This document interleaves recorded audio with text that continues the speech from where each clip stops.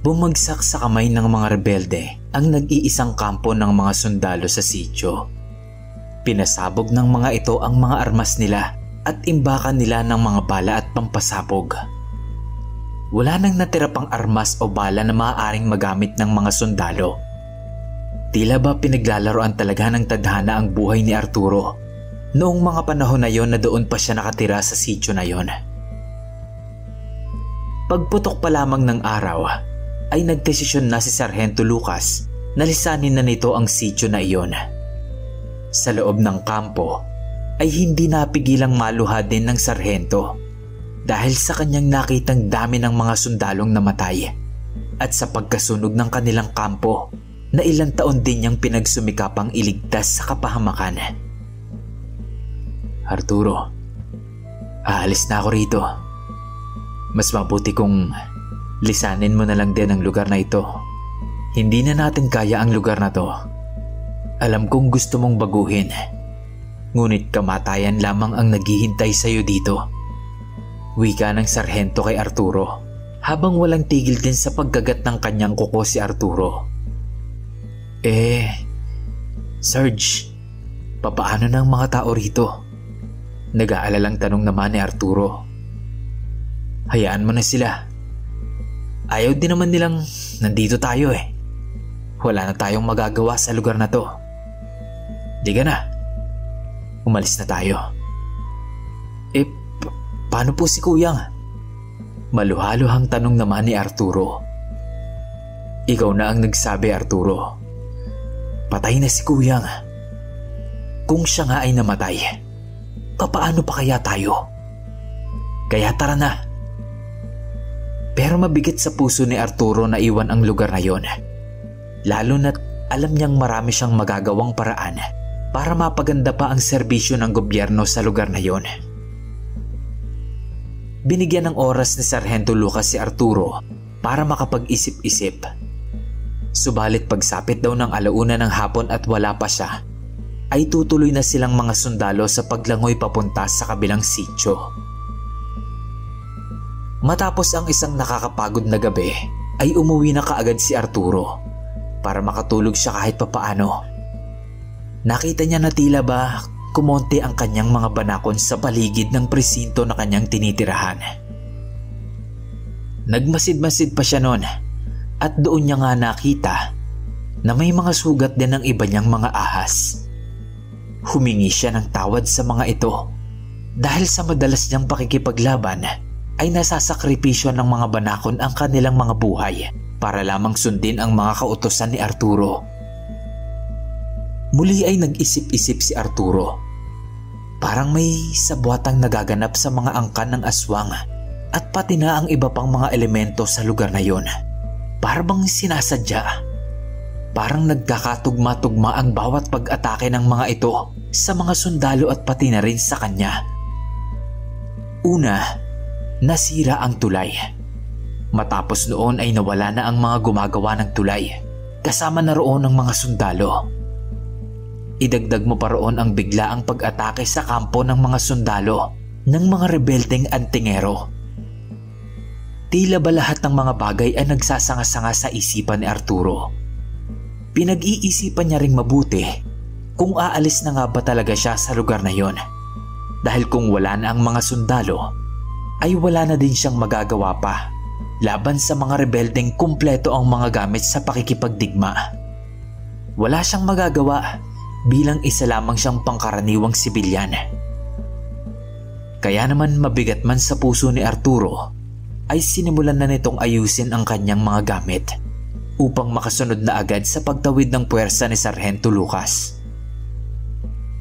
Subalit habang nag-aayos siya ng kanyang mga gamit, kumalat ulit sa hangin ang napakabangong halimuyak na alam ni Arturo kung kanino ito nanggagaling.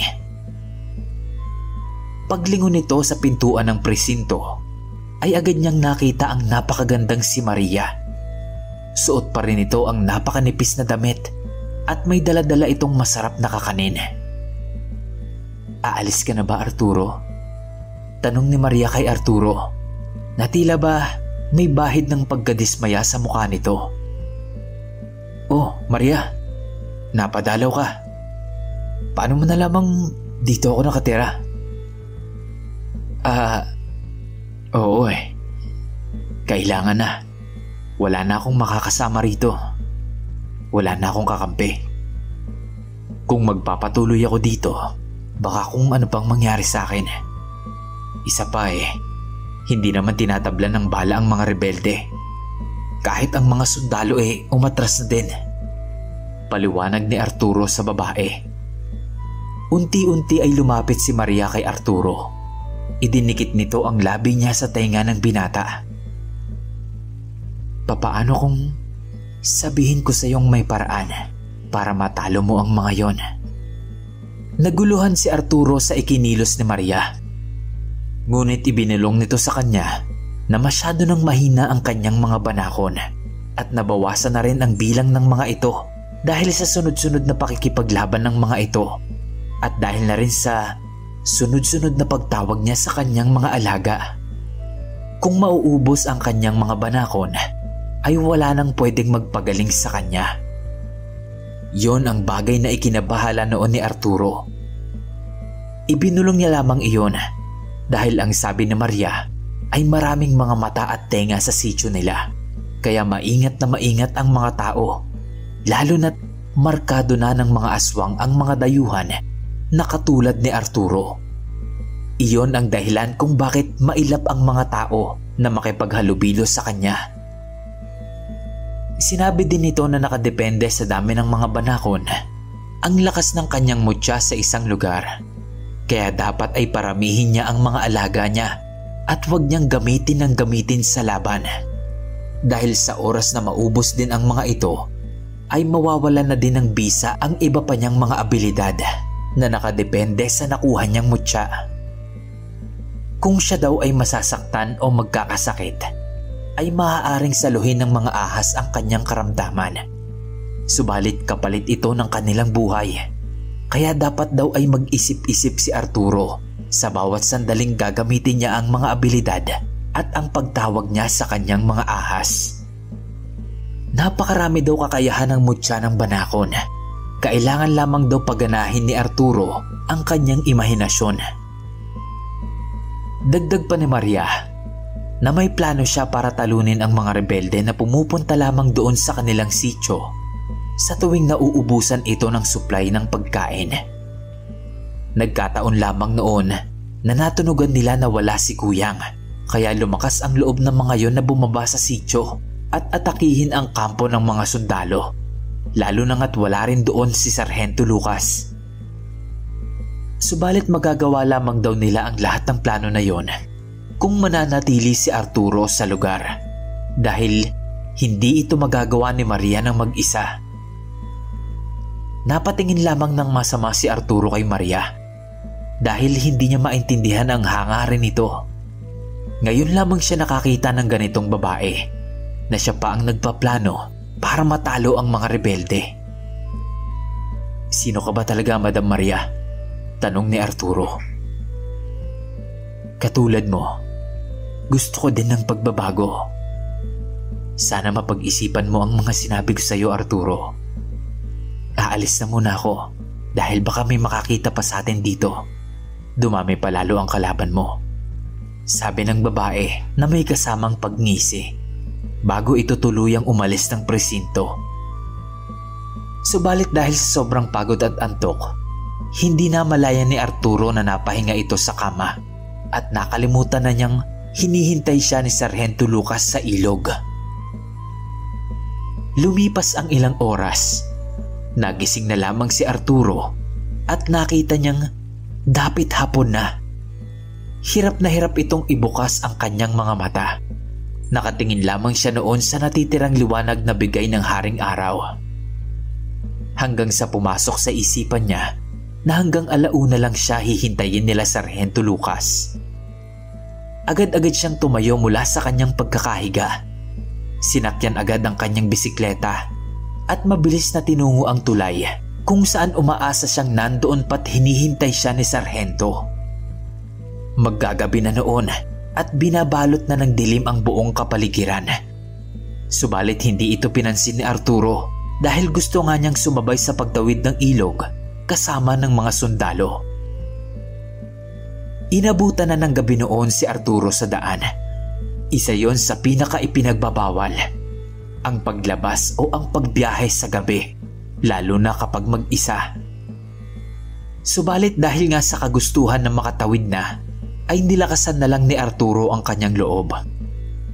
Ngunit malayo pa lamang si Arturo ay nakita na niyang wala nang katao-tao doon sa putol na tulay. Wala na doon ang puwersa ng mga sundalo na tutulong sa kanya. Dahan-dahang nagpedal si Arturo papunta sa tulay. Iniwan na siya ng kanyang mga makakasama sana dahil na rin nga sa kanyang pagdadalawang isip. Naiwan na siyang mag-isa doon sa sitio na yon na kahit siya ay hindi niya kayang tanggapin. Maya-maya pa ay nagulat na lamang si Arturo sa isang boses na tumawag sa kanya mula sa ibaba ng ilog. "Tara na, Arturo! Kanina ka pa namin hinihintay." Si Sargento Lucas. Nakatago lamang pala ang mga ito habang nakasakay sa malaking bangka na gagamitin nila patawid sa ilog. Nabuhayan ng loob noon si Arturo dahil hindi naman pala siya iniwan ng mga sundalo. Bababa na sana ito ng tulay nang bigla na lang may sunod-sunod na putok ng baril ang kanyang narinig. Pagtingin ni Arturo sa kanyang kaliwa ay nakita niya ang napakaraming puwersa ng mga rebeldeng pinamumunuan mismo ni Commander Angel. Mabilis itong tumatakbong pababa ng tulay. Napasigaw na lamang si Arturo sa mga kaibigang sundalo. "Sarge, umalis na kayo! Umalis na kayo bago pa nila kayo abutan! Bilis na!" Noong una ay ayaw pa siyang iwan na sarhento. Ngunit noong nginitian na lamang siya ni Arturo at sinabing, "Ako nang bahala dito. Umalis na kayo. Malaya ka na sa pasanin mo dito, Sir Lucas. Umalis na kayo."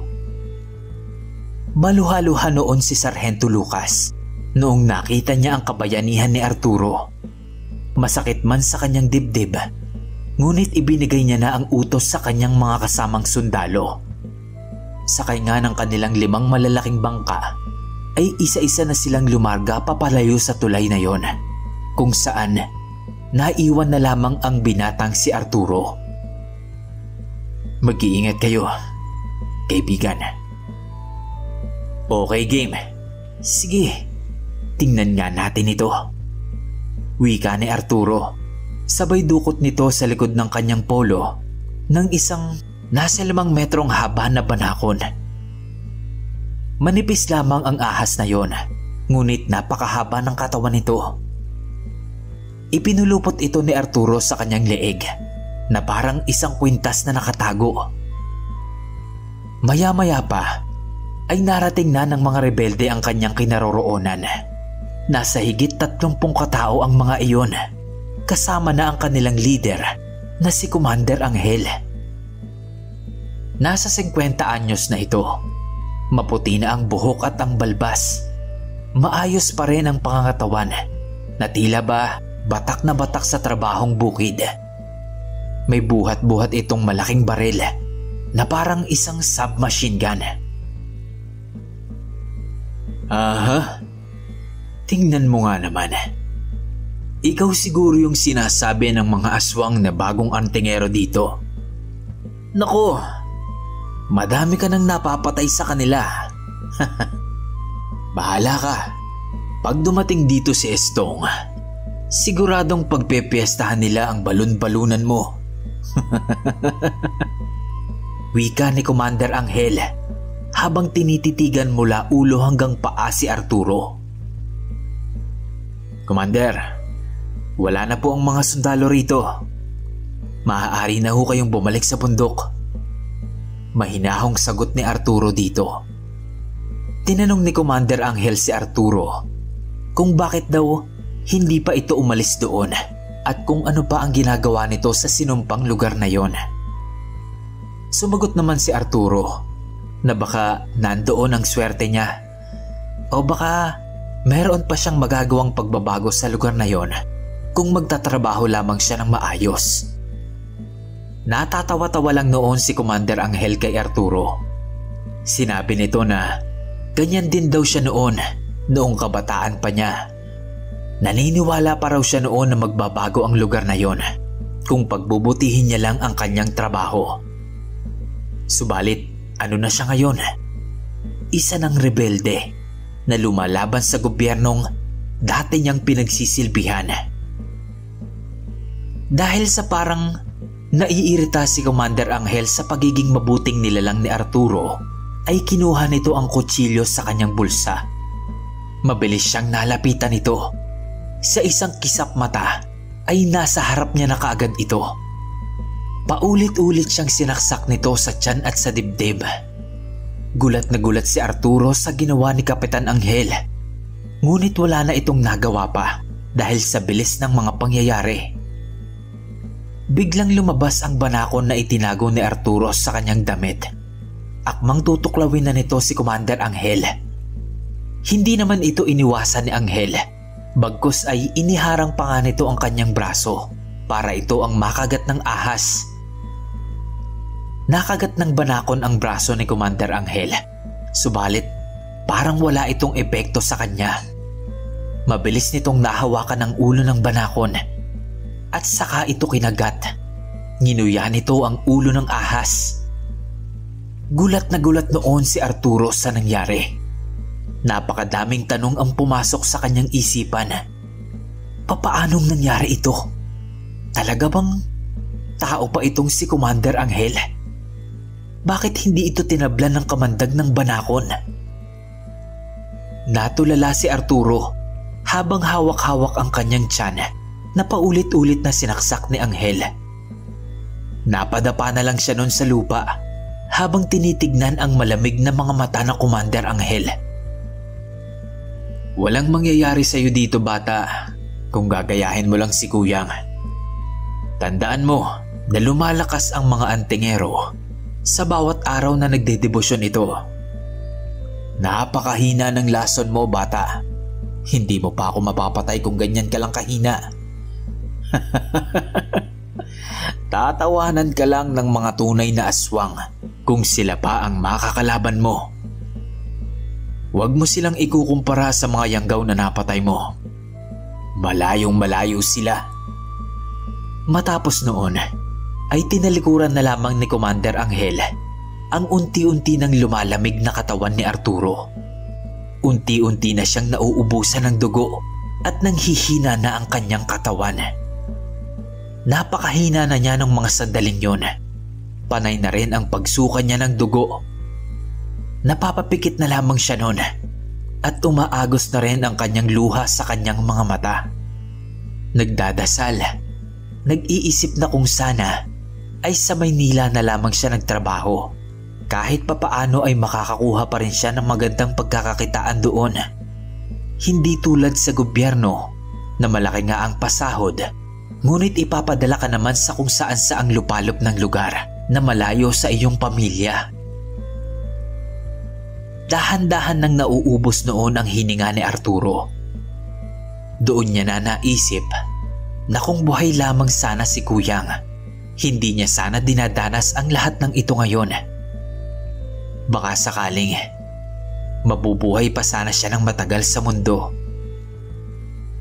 Ilang sandali pa ay tuluyan nang nagdilim ang paningin ni Arturo hanggang sa tuluyan na siyang nawalan ng malay. Kinabukasan ay himalang nagising pa si Arturo. Nagising siya sa tunog ng kanyang mga banakon na nakalingkis sa kanyang buong katawan. Wala na ulit ang mga sugat niya sa katawan. Kinapaka pa niya ang kanyang dibdib, ngunit wala na doon ang mga saksak na ginawa sa kanya ni Commander Angel. Pagtayo niya ay doon niya naman nakita ang mga banakon na isa-isang bumabagsak sa kanyang katawan. Wala nang buhay ang mga ito.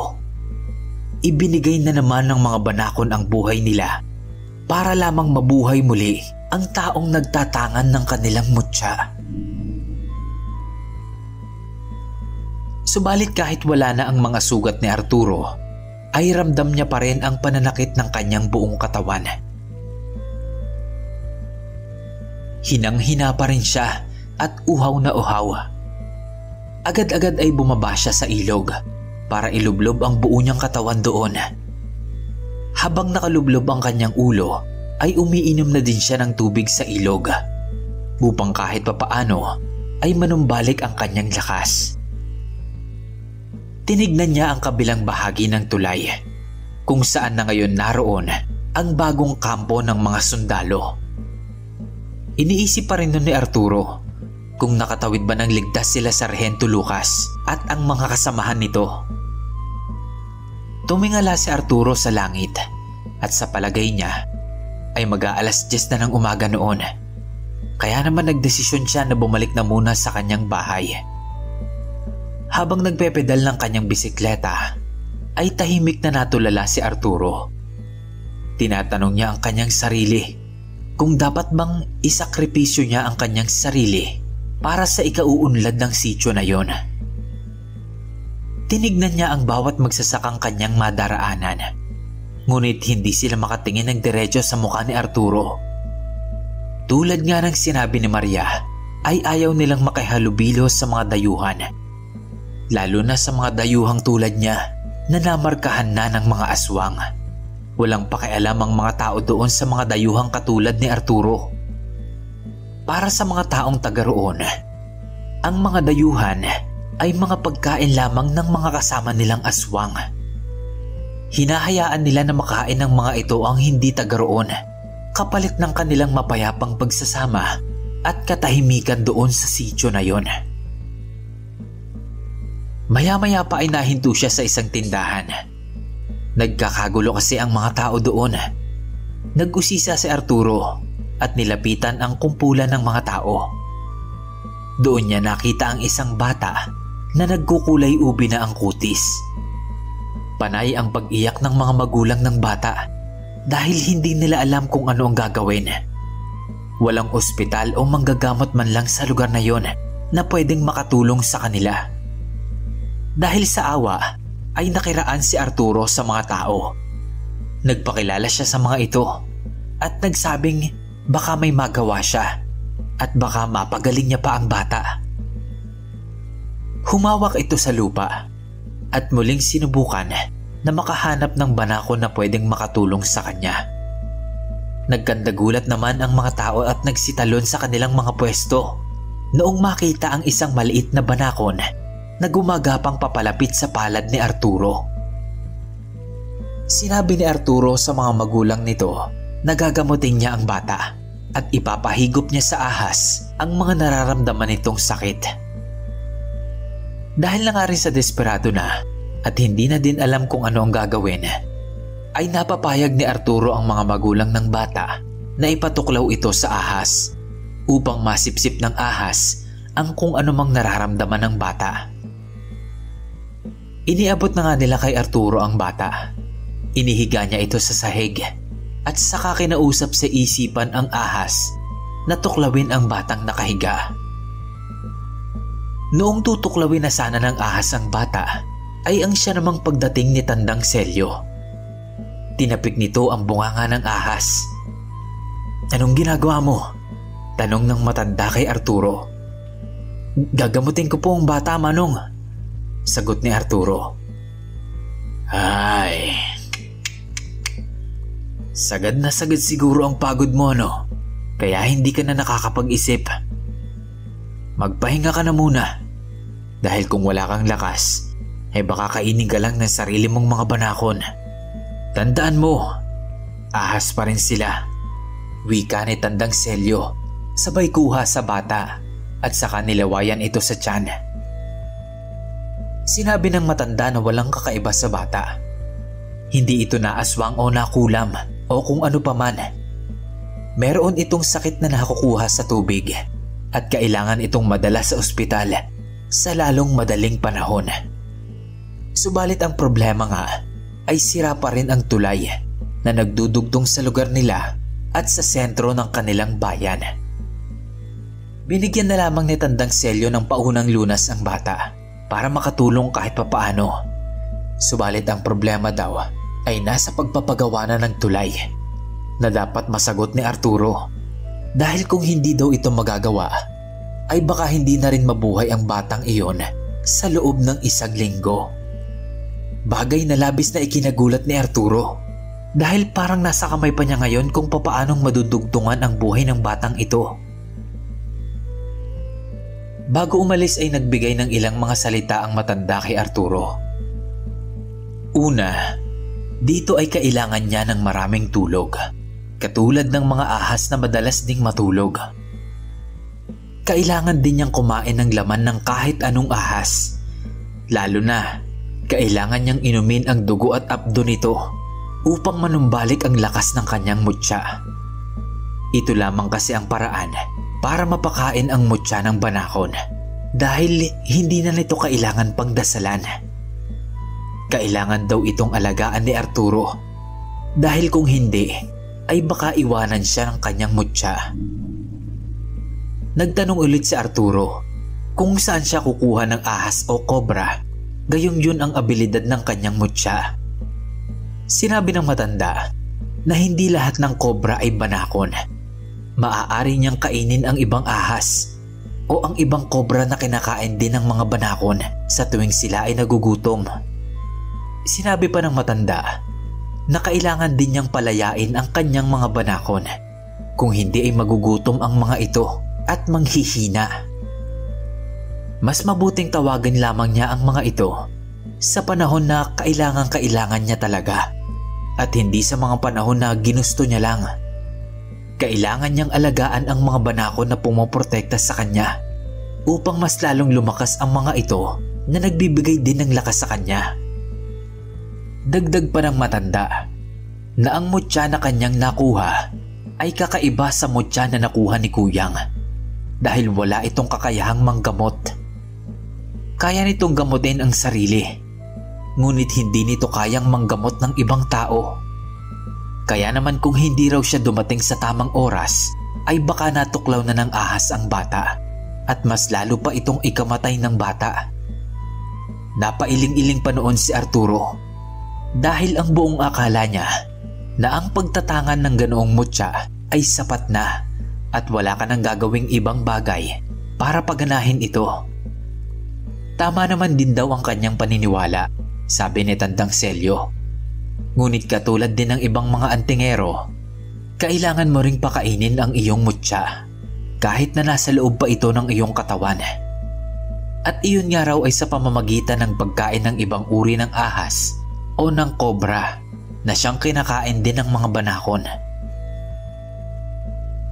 Matapos ang pag-uusap na yun nila Arturo at Tandang Celio, ay agad naman nang umuwi si Arturo para makapagpahinga na rin.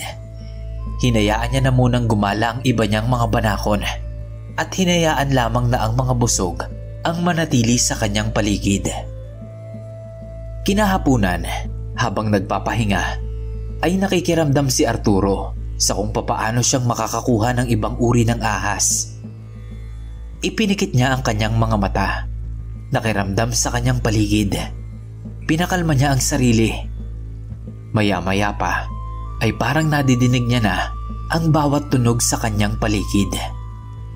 Ang mga huni ng ibon, mga insekto, kulisap, palaka, ang daloy ng tubig sa ilog at iba't iba pang mga ahas na gumagapang.